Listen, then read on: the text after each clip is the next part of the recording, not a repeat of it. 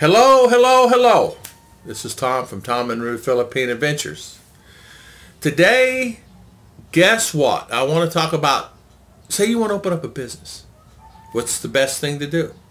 Say you want to own a Sari Sari store. Should you or should you not own a Sari Sari store? I have some insight on that. Okay. I have friends, I have family, I have invested a little in doing that. What you need to do is this. Sari Sari stores, and here's an example. On this street alone, 1, 2, here. Around the corner within 100 feet, 150 feet from me, 2. Around the corner right there is 1. And then there's one about 300 feet up there. So as you can see, there's many here. You go 2 blocks over, it's like a full Sari Sari store with everything in it. I mean, if you want butter, they have butter. So, and you can't go inside it. It's all got bars up, and you just go order whatever you want and tell them what you want. I would need a can of tuna or whatever, and I'll get it for you. Is Sari stores? Yes, it's a good, very good business. Can it be profitable? Yes. Most Sari Sari stores, like for example, where I live. Now I can only give you where I live. Okay. Now in the cities, maybe more profitable. In certain areas like Duma, Dumaguete, Naga, Bohol, it may be more profitable. Here in this area, they make 100 to 300 peso a day. If they make 300 pesos a day, they had the best day they ever had. Some cook food, some people have people around there, and I'm talking profit. I'm not talking sales. Some will make a little more. Now here's the thing. And the reason I say that, the profitability, and how I know this is because when and I know this because I invested a little in one, and what you do is, there's certain things, criteria that you need to do. A lot of them eat out of the store. A lot of the families eat out of the store. Some don't even pay for it. They want a bag of chips. They just go grab it. Well, you'd be surprised when you have 3, 4, 5 kids, and the 3, 4, 5 kids give to other 3, 4, 5 kids, and then you have 10 people that's eating the chips. Now, sometimes it's controlled, but sometimes it's not controlled. Sari Sari stores can be profitable. It's like any business when you've done retail, and I have many years experience in retail myself. Many, many, many years experience. So the profit on some of the items, they make anywhere from 3 to 5 pesos, sometimes 10 peso, some 20 peso, depending on the products. Because they buy it all at one store, like here in town. They'll pack it all up and bring boxes out there, and they'll pack it and they'll sell it. You know, coffee and things like that. They have many items. You can even buy toothpaste at some of them. The key is finding items that targets the area, of course. If your environment don't drink a lot of coffee, well, you don't need a lot of coffee, but you still have to carry coffee. So what brands do you carry? So that's the thing.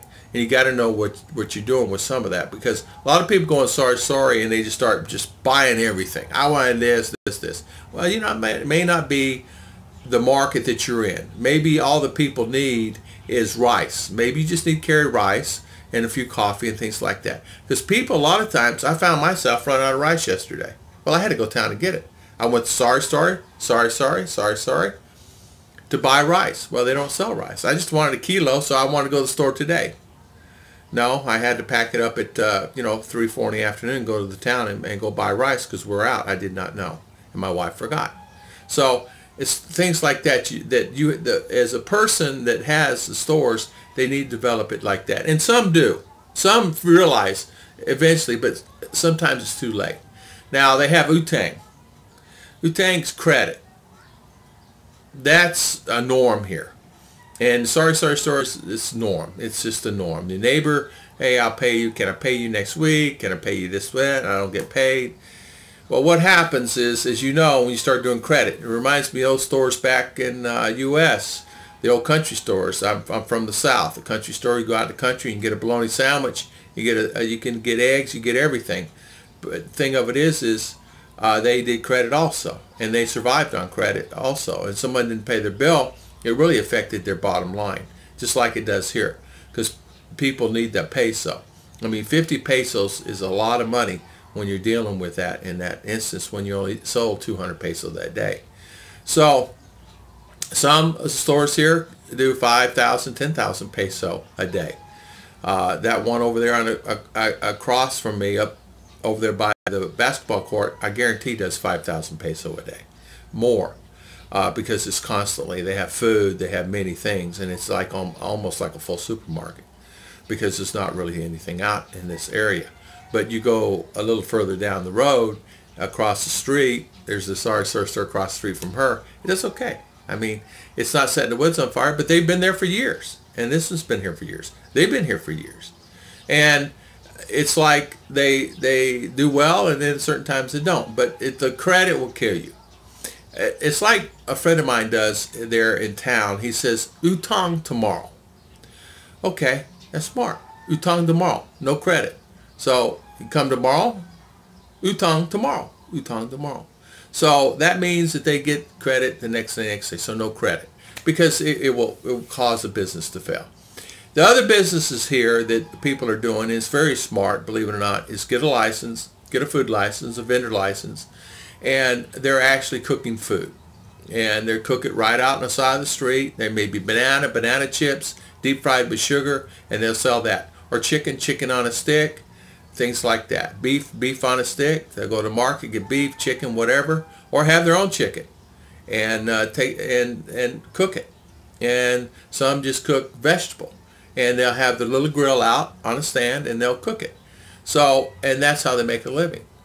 And you know what? That's pretty smart, because people riding their motorcycle down the road, there's many times, you know, I would go buy that instead of making lunch. I would go across the street. But you got to know where the food's coming from. You got to know where it's clean. You got to know what they're using, where the chicken is, make sure the chicken's not sick, and there things like that. Because a lot of times the chicken is getting ready to die for whatever reason. They'll use it and you'll be eating it that night. So know where your food's coming. It's very, very, very important. You can get sick from a vendor here just like 2 seconds, because a lot of times you really don't know. So I don't eat any vendor food, and I'm always careful with that. I'll eat vendor at the market, because it's highly, highly, highly sanitation. Meaning, I mean, their criteria is incredible. It's like USA standards. I mean, they wear gloves. So when serving food, and then they keep it warm, the temperatures, they have temperature gauges in there at the market. I mean, here in Maragmag, they keep things tight. As you know, it's rated number 1, run an award for the district being clean. But even their market, they go in and they inspect it, and it's clean. You can go behind the counters. It's cleaner than some of the restaurants I've been in USA, because I used to be a hood cleaner. And I've cleaned and been back many TGI Fridays and Chili's and Bennigan's at the time, and Chick-fil-A's, and be surprised at Chick-fil-A. Chick-fil-A's not as clean as you think either. But there's many, many, many good things by eating from a clean vendor. And there are some clean vendors. I mean, there's one that they actually had the rotisserie, I think it's called Chinooks, and they rotisserie chicken. They're clean. I mean, it's clean. And when they cut it, they put it on a board, they put the gloves on, things like that. And so the preparation is spot on. So businesses, there's many businesses. Now, what's emerging here more than anything else is online. Online businesses are emerging like incredible. There are many online businesses that you can actually do here, that you can actually make a fairly decent living than doing other things. And what I mean by that is there's